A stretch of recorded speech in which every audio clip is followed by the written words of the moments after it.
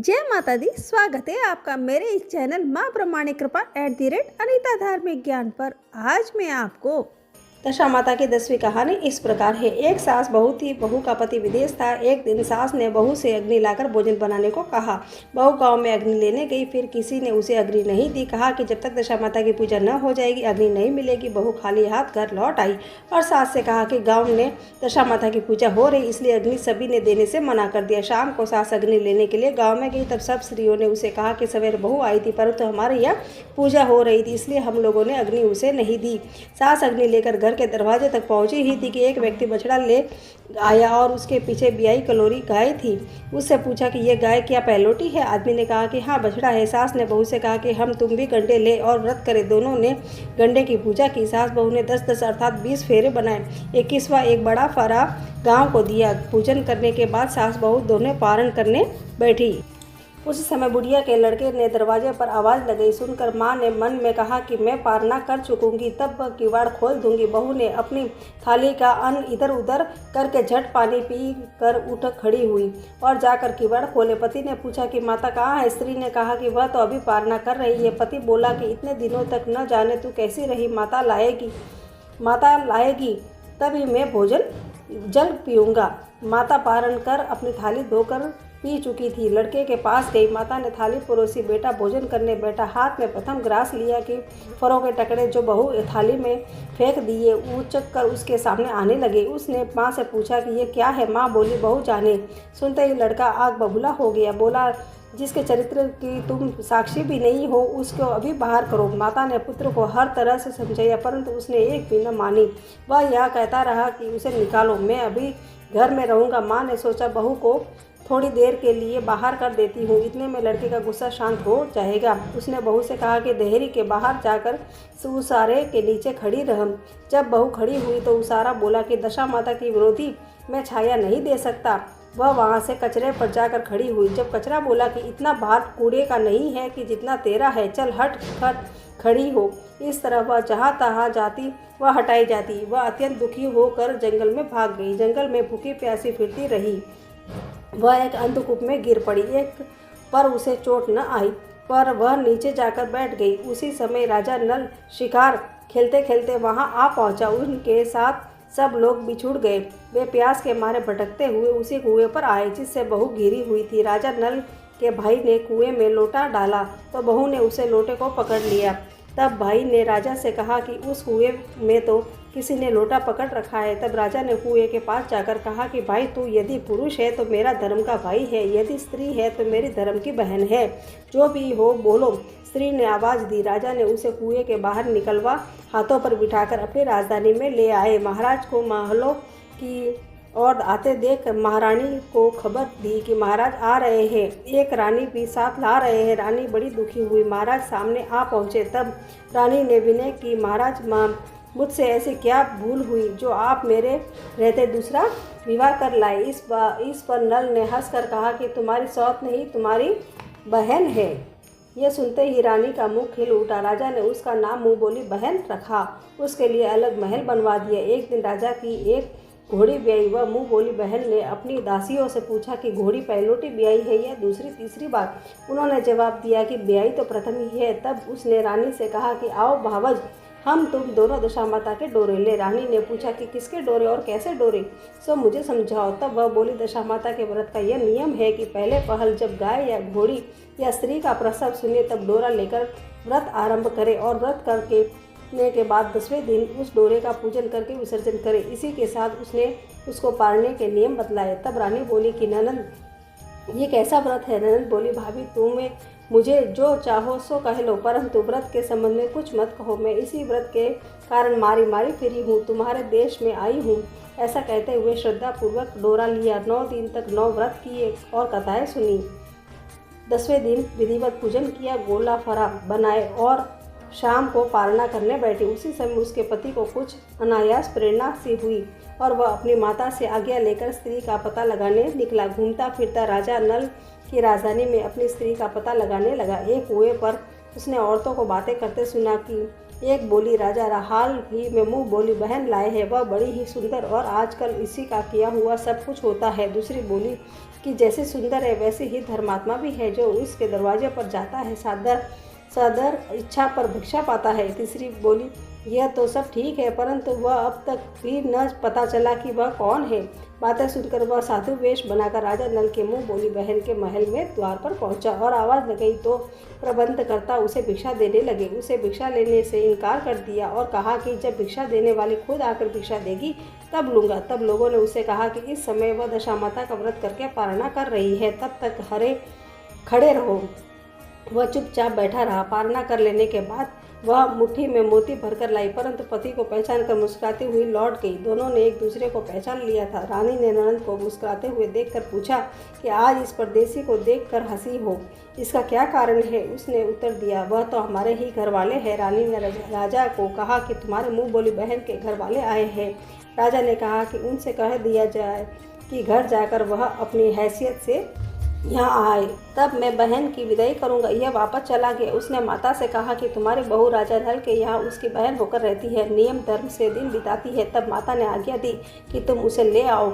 वह डोली का हार आदि के साथ फिर से राजा नल के नगर में गया। राजा ने समधी की हैसियत से उसका स्वागत किया और कुछ दिन मेहमानों की तरह रखकर विधिपूर्वक बहन की विदाई की। जब वह महल के बाहर निकल कर चली गई तब महल भी उसके पीछे पीछे चलने लगा। रानी बोली, ननद जी तुम चली और मेरा महल भी ले चली, जरा लौट कर पीछे की ओर तो देखती जाओ। उसने देखा कि राजा का संपूर्ण राजसी वैभव लुप्त हो गया। वह स्त्री तो अपने पति के साथ जाकर आनंद से रहने लगी, परंतु राजा नल का यह हाल हो गया कि वह दोनों कमली कथरी ओढ़े फिरने लगे। तब राजा नल बोले कि रानी यहाँ राज किया यह इस दशा में नहीं रह जाता, इसलिए यहाँ से जाना उचित है। रानी प्रतिव्रता थी। राजा रानी दोनों महल से निकल गए। चलते चलते एक गांव के पास पहुँचे। वहाँ बेर के वृक्ष के अच्छे बेर लगे हुए थे। राजा रानी भूखे थे। वे बेर बीनने लगे, परंतु बेर लोहे के होते जाते। इस तरह वे राजा व रानी जो वस्तु हाथ में छूते वह कंकड़ और पत्थर इत्यादि होता गया। राजा रानी आगे बढ़े। रास्ते में उन्हें एक बनिया मिला। उसने राजा नल को पहचान कर राजा रानी को आटा दिया। वे आटा लेकर एक नदी के किनारे गए। वहाँ रानी भोजन बनाने लगी और राजा स्नान करने लगा। रानी ने रोटियां सेक कर रखी। तब राजा आए और भोजन अब करने बैठे तब रोटियां ईंट की हो गई। राजा रानी वहाँ से चलकर अपनी मुँह बोली बहन के यहाँ गए। बहन ने सुना कि उसके भाई भौजाई आए हैं। उसने पूछा कि कैसे आए? वह सुना कि लटके चीथड़े आए हैं और कैसे आए हैं। यह सुनकर उसकी बड़ी लज्जा आई। उसने उन्हें एक कुम्हार के यहाँ ठहरा दिया। शाम को थाल सजाकर बहन खुद भावज से मिलने गई। उसने सामने थाल रखा तो भावज ने कहा कि इस थाल में जो कुछ भी हो वह कुम्हार के चक्के के नीचे रख दो और चली जाओ।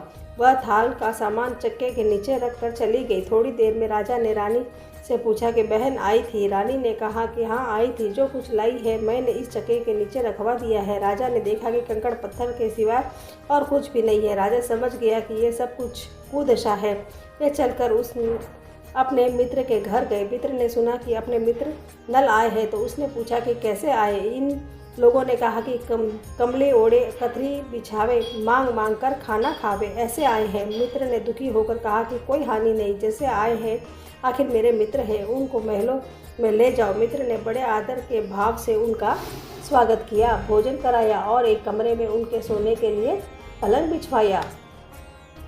उस कमरे में खूंटी और नौलख का हार टंगा हुआ था। आधी रात के समय राजा सो गए थे। रानी ने देखा कि हार वाली खूंटी के पास वाली दीवार में एक मोर का चित्र बना हुआ है। वह हार को धीरे धीरे निगल रहा है। रानी ने राजा को जगाकर यह दृश्य दिखाया। तब राजा ने कहा कि यहाँ से भी हमें चुपचाप भाग चलना चाहिए, नल तो सवेरे चोरी का कलंक लगेगा, नहीं तो सवेरे चोरी का कलंक लगेगा। राजा रानी दोनों रात को उठकर भाग चले और एक अन्य राजा की राजधानी में पहुँचे। वहाँ सदाव्रत दिया था। राजा रानी भी गए। उस समय सदाव्रत बंद हो चुका था। वहाँ के अधिकारियों ने कहा कि यह वह लोग न जाने कहाँ से भागे आए हैं, मुट्ठी मुट्ठी चने दे दे। तो इस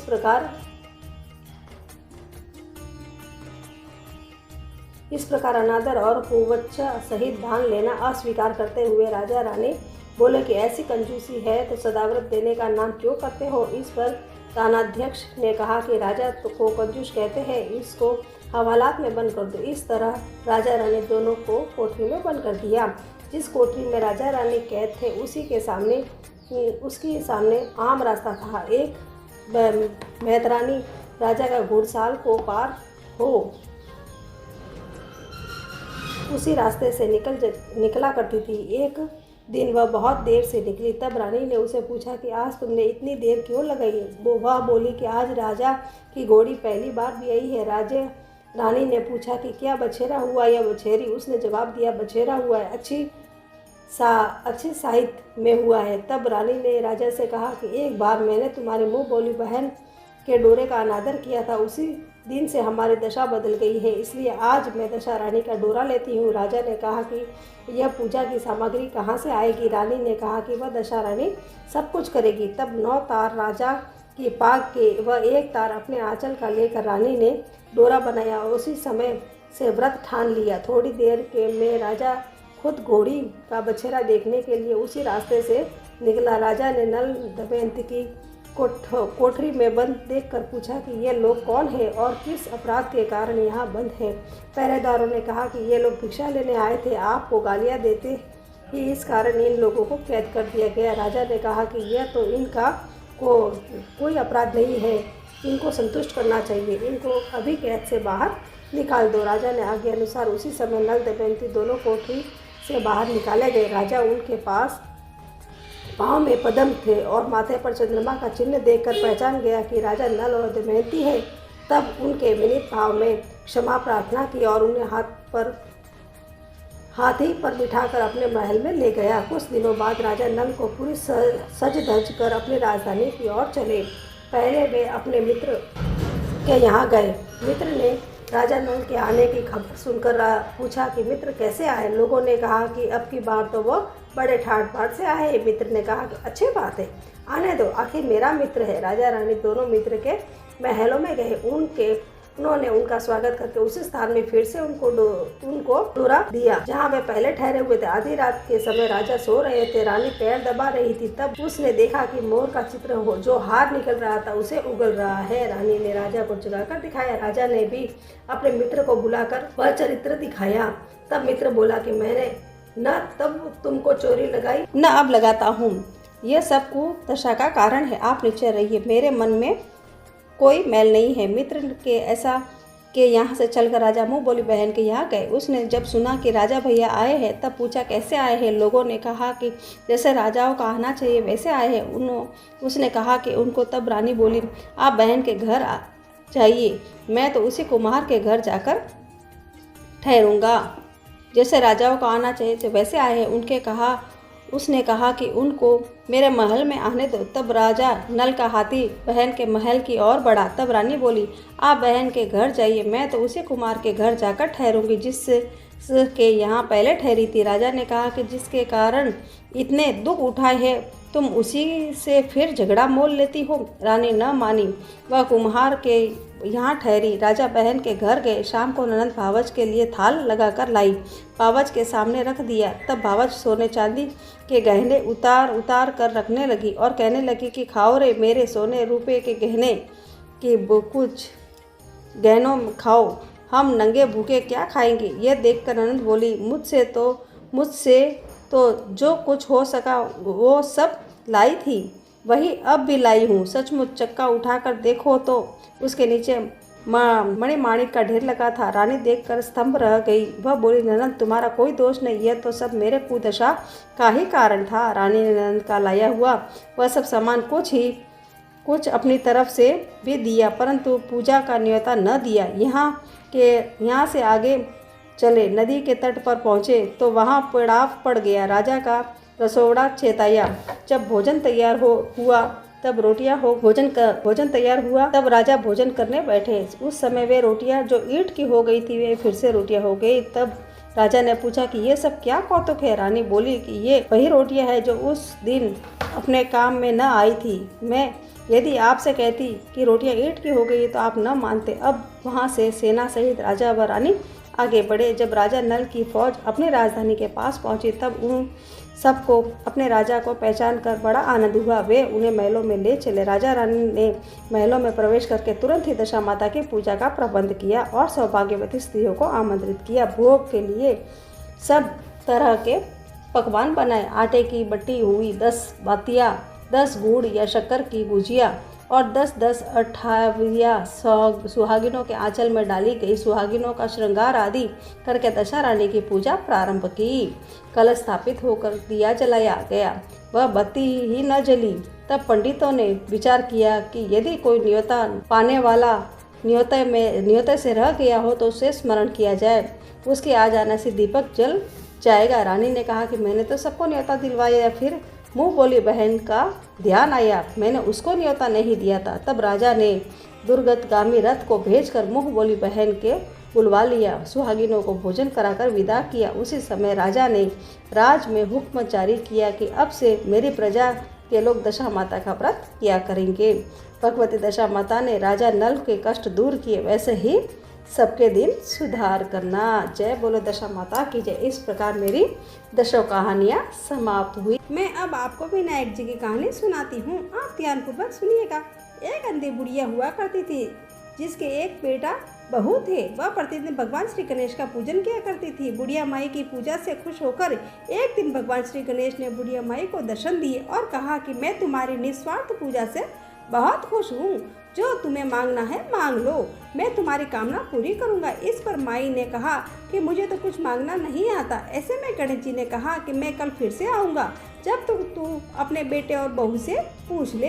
ऐसे में बुढ़िया माई अपने बेटे से पूछती है तो बेटा बोलता है कि माई तू धन मांग ले। वही बहू बोलती है कि माई आप पोता मांग ले।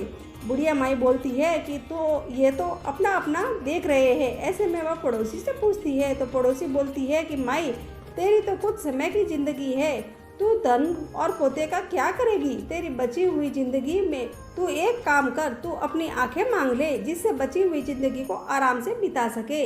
इस पर बुढ़िया माई बोली कि ऐसा क्या मांगूं जिससे मेरी इच्छा भी पूरी हो जाए और बेटे बहू का मन भी न दुखे।